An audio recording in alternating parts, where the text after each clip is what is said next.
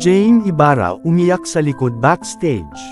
Dahil binato ng fandom ni Jazz dahil nagselos ang mga Jaime-has sa fans ng Jaime Piang. Kawawa si Jaime Ibarra at to the rescue si Piang.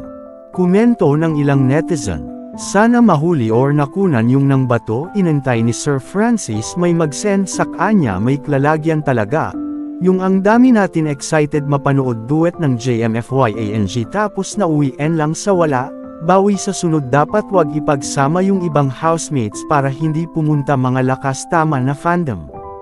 May duet sana ang Jaime Piang, kaso ano ginawa nyo mga fandom na toxic, binato nyo si Jaime ng lata. Ayan, di tinuloy yung duet ng dalawa. Ano, masaya na ba kayo pissed? Kaya pala tinawag siya ni Piang kanina, di siya lumapit, baka may mambato na naman, baka pati si Fayang madamay. Proud of you brother, sana high bless ka pa, more bless, ingat ka palagi brother. Laban Jaime, madami came support at love ka namin hanggang dulo.